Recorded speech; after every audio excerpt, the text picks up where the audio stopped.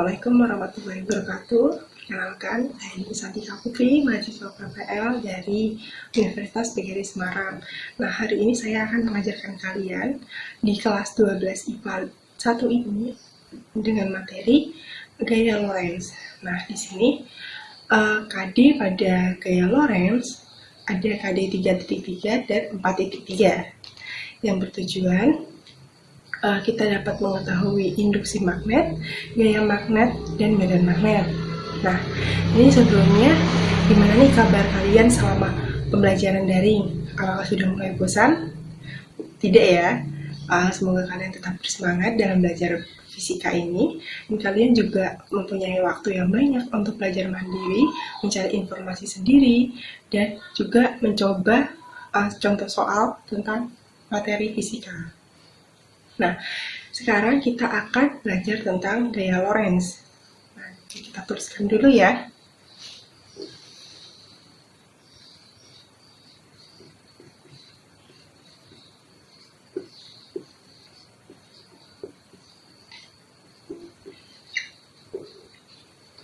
Nah, gaya Lorentz. Gaya Lorentz adalah gaya yang mengalir pada sebuah kawat yang berada di dalam medan magnet.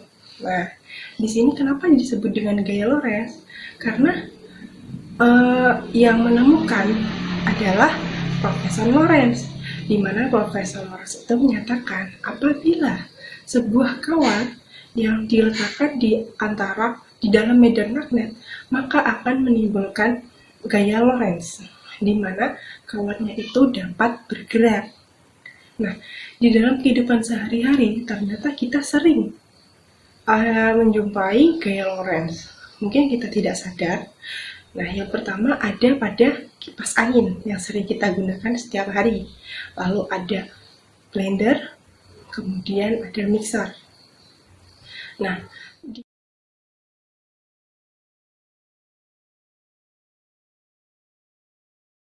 kipas angin itu di dalamnya ada sebuah kumparan. Kumparan itu adalah lilitan. Nah, di mana lilitan itu jika dialiri arus listrik, maka akan menghasilkan gaya Lorentz. Nah, karena ada medan magnetnya. Nah, ketika dialiri arus listrik, kumparan itu akan menghasilkan medan magnet yang akan menghasilkan gaya Lorentz. Sehingga kipas angin itu dapat bergerak. Lalu ada blender dan mixer, itu juga sama seperti kipas angin. Nah, di situ juga ada contohnya motor listrik. Nah, mungkin motor listrik itu adalah alat yang digunakan untuk mengubah gaya listrik, energi listrik menjadi energi kinetik ataupun energi gerak. Nah, kita tahu ya energi kinetik itu adalah energi gerak. Nah, di sini gaya Lorentz itu dapat terjadi pada 3 hal. Yang pertama pada kawat lurus yang berarus, yang kedua ada pada muatan yang bergerak, dan yang ketiga ada pada kawat sejajar yang diberikan arus. Nah, di sini kita bahas satu persatu. Yang pertama ada kawat lurus. Kita bahas ya. Sini.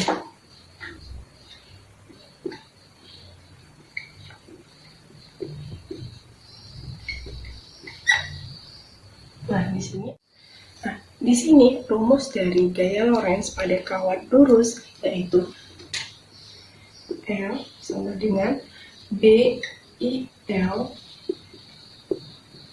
sin theta. Nah, di sini kita tulis dulu keterangannya. F-nya adalah gaya Lorentz atau Newton.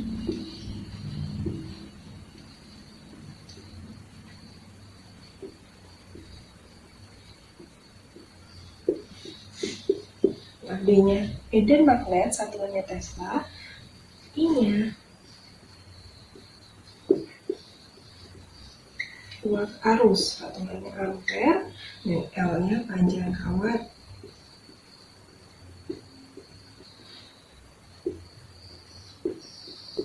Satuannya meter, dan tetanya adalah sudut. Nah, di sini ini ada rumus gaya Lorentz pada kawat lurus, yaitu ada F sama dengan BIL sin theta, di mana F-nya adalah gaya Lorentz, satuannya Newton, B-nya adalah medan magnet, satuannya Tesla, I-nya adalah kuat arus, satuannya ampere, L-nya panjang kawat, satuannya meter, theta-nya adalah sudut. Nah, gaya Lorentz ternyata bisa kita tentukan arahnya menggunakan kaidah tangan kanan. Seperti pada ringkasan materi yang saya sudah kirimkan di Google Classroom. Kaidah tangan kanan itu seperti apa? Nah, di sini ibu jari menunjukkan arah arus listrik, 4 jari yang ini menunjukkan medan magnet, dan telapak tangannya menunjukkan gaya Lorentz. Itu. Nah, sini kita gambar.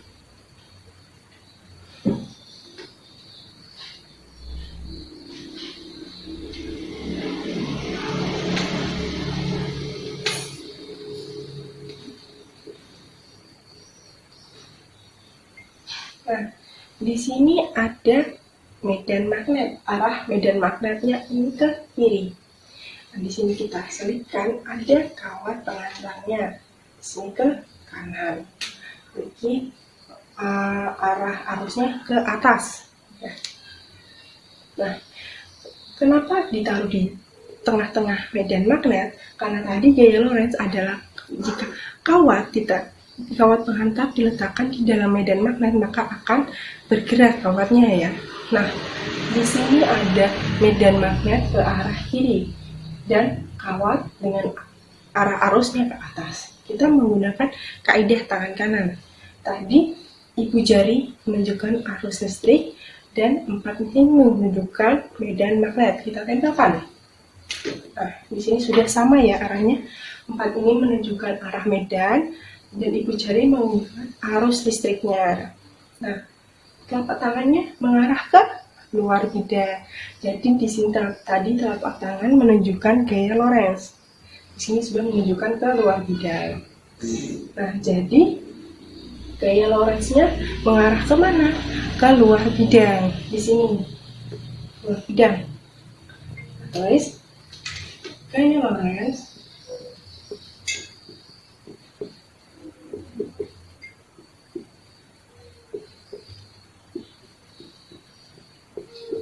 Nah, jika keluar bidang disimbolkan dengan titik ini ya.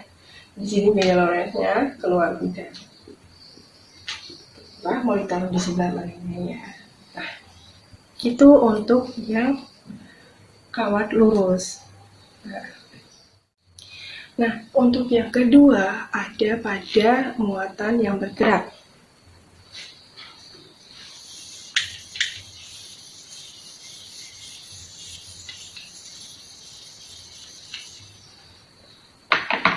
Nih, muatan bergerak.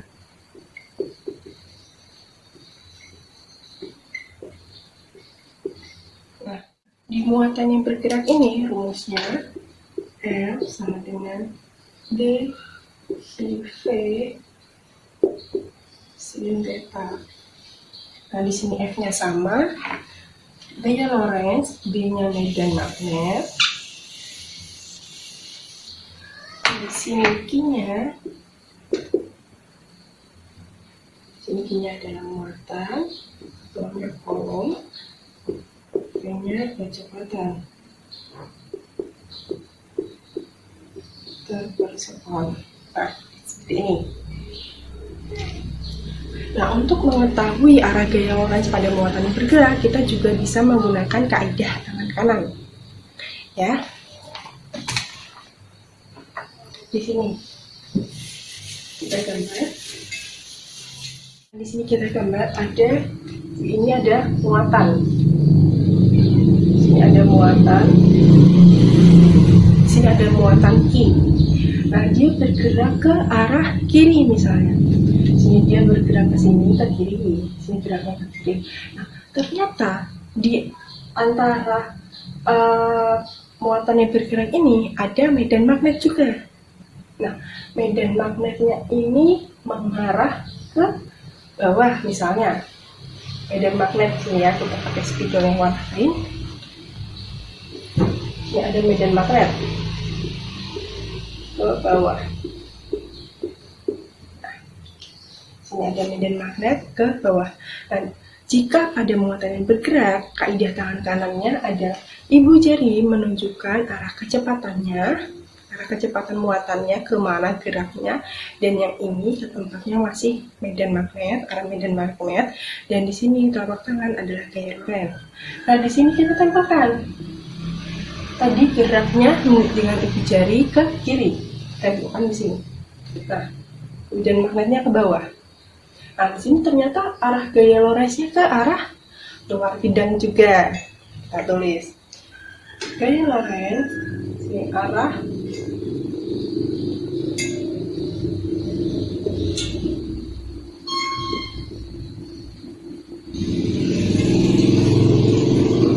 keluar bidang. Di sini disimbolkan dengan tadi ada titik. Nah, di sini kita tuliskan sini ternyata gaya Lorentz-nya keluar bidang. Nah, gitu. Untuk yang ketiga ada pada kawat sejajar. Tulis ini.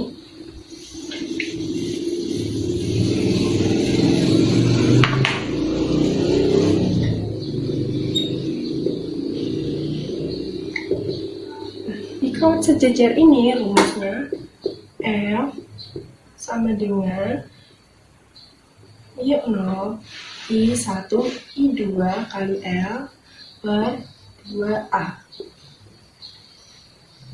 Nah, sini F-nya masih sama gaya Lorentz, lalu di sini ada I. I-nya tadi sama I1 sama dengan I2 ya. Sini ada kuat arus. Satuannya ampere, lalu di sini ada L.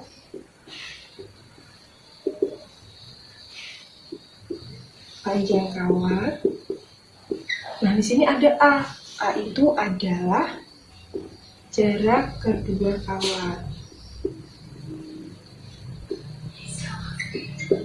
Satuannya meter. Nah, di kawat sejajar ini, misalnya ada dua kawat. Nah, arah arusnya sama-sama mengarah ke atas. Nah, maka kawat itu akan tolak-menolak. Nah, jika kawat sejajar itu memiliki arus yang berlawanan, satunya ke atas, satunya ke bawah, maka akan tarik-menarik kawatnya. Contohnya seperti ini gambarnya ya. Ini. Nah, ada kawat di sini sama-sama arusnya ke atas. Nah, dia akan seperti ini gambarnya nih. Nah, jadinya akan seperti ini, tolak-menolak. Nah, jika arus yang berlawanan, satunya ke atas, satunya ke bawah, maka akan seperti ini. Ke bawah satunya ya. Nah, seperti ini ya. Begitu. Nah, sekarang kita ke contoh soal. Di sini ada soal sebuah kawat sepanjang 4 cm yang dialiri arus listrik 5 ampere berada dalam medan magnet 0,2 Tesla yang membentuk sudut 30 derajat. Nah, besar dari gaya Lorentz adalah, ini kita jawab ya, kita jawab bersama, diketahui dulu. Ini diketahui ada L-nya 4 cm, kita jadikan meter, 0,04 meter. Lalu ada arusnya 5 ampere dan ada di medan magnetnya 0,2 Tesla. Ada sudutnya 30 derajat, ini sudut yang ini. Derajat, nah makanya gaya Lorentz sini. Nah, dari soal ini kita tahu ada kawat lurus di dalam medan magnet. Berarti kita menggunakan rumus dari kawat lurus yang berarus di sini. Nah, tuliskan ya. Tadi rumus dari kawat lurus yang berarus adalah L sama dengan BIL sin theta. Kita masukkan, semuanya sudah diketahui. Di sini ada B-nya 0,2, I-nya ada 5, lalu ada L-nya 0,04 kali sin 30 derajat. 0,2 dikalikan 5 hasilnya 0,04. Sini ada sin 30 berapa? Ada setengah. Nah, di sini kita jumlahkan dapat 0,02 Newton. Nah, di sini kita dapat hasilnya 0,02 Newton. Nah, sekarang kita menggunakan kaidah tangan kanan pada soal ini. Ibu jarinya tadi ke arah sana dan empatnya ke arah kanan. Kita contohkan seperti ini. Nah, telapak tangan ke arah mana? Ke dalam bidang. Jadi, arah gaya Lorentz-nya ke dalam bidang. Kita tulis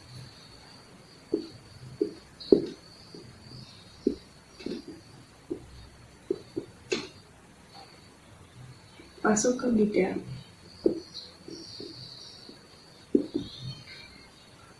Jika masuk ke bidang, simbolnya dengan X. Seperti ini. Nah, begitu.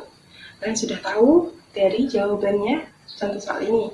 Nah, mungkin cukup sekian pertemuan kita pada hari ini. Kesimpulan hari ini adalah kita belajar tentang gaya Lorentz, yaitu adalah apabila kawat diletakkan di dalam medan magnet, maka akan menimbulkan gaya Lorentz yang dapat menggerakkan kawat tersebut.